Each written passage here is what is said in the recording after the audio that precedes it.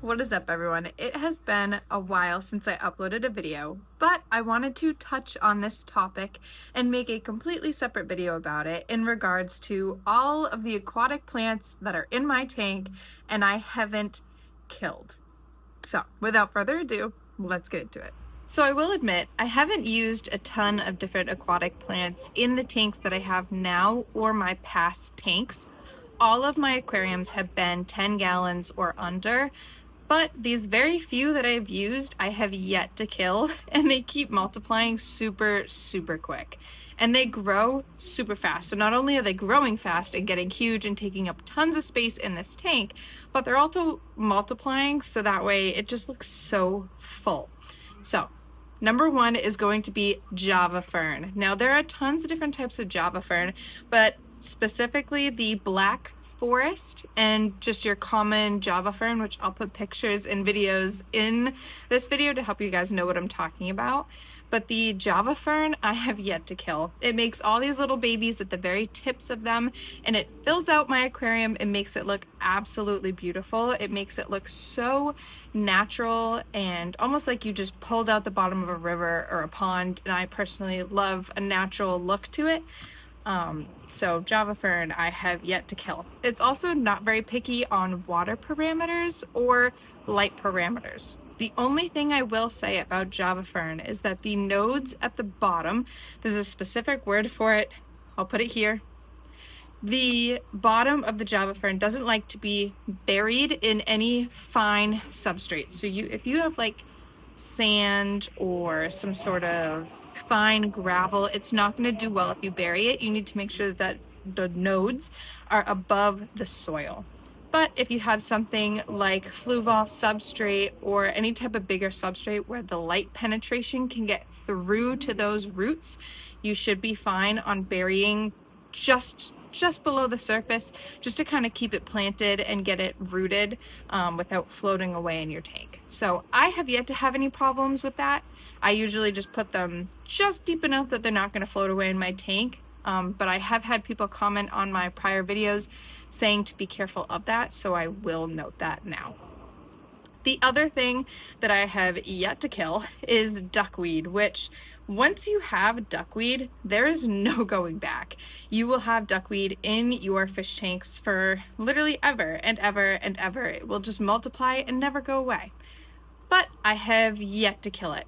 Sometimes it collects algae, which if you've watched my past videos on cleaning my fish tanks, you will see that.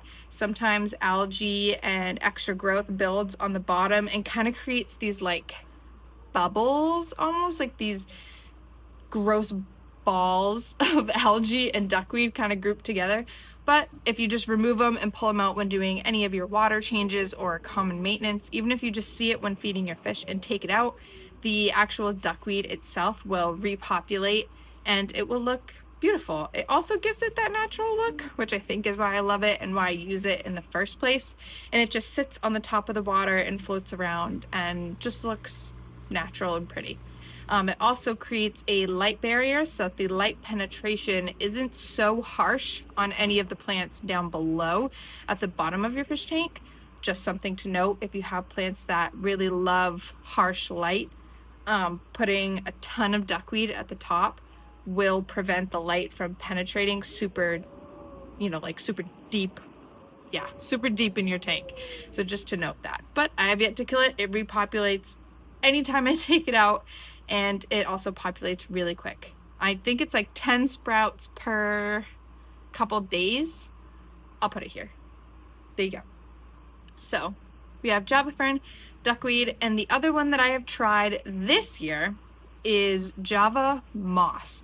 Now when I got this Java moss, it kind of was a little bit brown, didn't look very lively, very anything really.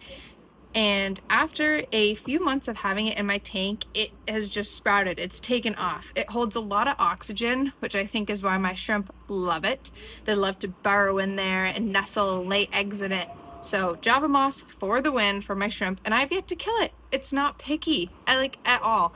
The light parameters, the water parameters, it's just not picky. It will just take off, it will grow, and it's very, very pretty. It doesn't look like algae. It looks like a very elegant moss. Again, I will put in pictures and videos, but I love it and I have yet to kill it. I know I mentioned in one of my past videos that a very beginner floating plant was red root floaters, and I have had them in my tank. I do not recommend them. I killed those guys so fast, and they never came back. They were absolutely terrible. So do not get red root floaters. Get duckweed instead. This other type of aquatic plant was floating in my tanks. I had it both in my shrimp tank and in my 10-gallon, and I have yet to kill it, but it's really annoying. I think it was some sort of water wisteria. If anyone can diagnose or tell me what this type of plant was, it was just taking over, and it would put out so many babies. It would root into everything. It was almost like invasive, but I couldn't kill it. So if that's like the only plant that you want in your aquarium and you don't mind any of the side effects of having it in there, then get it. Because once again, I'll put pictures, videos, everything so that you guys can diagnose it, try and find what it is, or identify it, try and figure out what it is, and then go purchase it for yourself. I keep having to take it out of my tanks because it's just not doing well with my Java Fern. It's like intertwining and rooting and everything, but I've yet to kill it, so has to make it in this list. The other things that I have had in the past that I haven't killed was, oh my god, what was the name of it?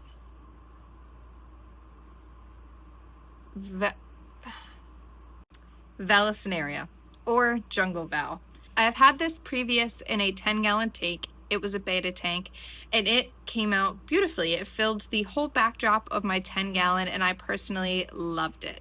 It did like a higher light content, or light penetration. It didn't like to be kept in shadows or any of that sort of thing. It did like the aquarium light that I had, with high penetration to the water. Just something to note. I don't know if that's for all of them, but Valineria, I literally couldn't kill it. It would just keep growing, keep growing, keep growing, keep growing. Almost took over my whole tank. At every water change, I would have to take a little bit of it out or cut it back, but it was always growing back and it just never stopped. So Valineria, also known as jungle val, something I didn't kill. And last but not least would be Busalandra. Now, there's a lot of opinions on Busalandra because there are so many types. There is light green, dark green, purple. I think there's some sort of red color that you can get, and they all have specific names. I don't know the names. You can go Google those yourself, or I might put in a clip over here. I don't know. But Busalandra, something I couldn't kill. It loved shade. So if you have aquarium floaters, or if you have an area in your tank that is more shaded, doesn't get a lot of light, Busalandra is probably going to be your best bet for that little area, as a lot of aquatic plants like a lot of light. So Busalandra was an excellent substitute for any type of area in my tank that didn't get a lot of light. And it's super pretty. You can put it on rocks, you can get adhesives for it and stick it on twigs, you can put it on your substrate, really anything. It was so versatile, and it just looked gorgeous. So we have, in total, we have Java moss, Java fern, we have duckweed, we have Valineria or jungle val, and we have Busalandra. So those are 5 types of aquarium plants that I have yet to kill, and all of my tanks are low maintenance. I do not have CO2, I do not have any additives, I monitor the parameters of my water, and obviously they are warm water tanks, but other than that, I do not have high maintenance tanks. They are very low tech. I do water changes upon needed. Basically, when the water evaporates, I just add more in there or take some out. I use a little toothbrush to scrape algae off the side of my tanks, and that is about it, other than feeding the fish. So really low maintenance, low tech, kind of neglected, but still very pretty. And these are the plants that I just can't kill. So I recommend these to everyone. They are also really great starter plants, as they are hard to kill, and they kind of fit all the different parameters of a starting tank. So that's it for this video. If you guys have any recommendations, please put them in the comments for everyone else. Also, let me know any videos you would like to see. I know I've been pretty bad at posting, but if you guys have any quick videos or YouTube shorts that I've been posting, if you guys have seen those. So yeah, let me know. Let me know what you want to see. Any recommendations, please put them in the comments, and I will see you next time.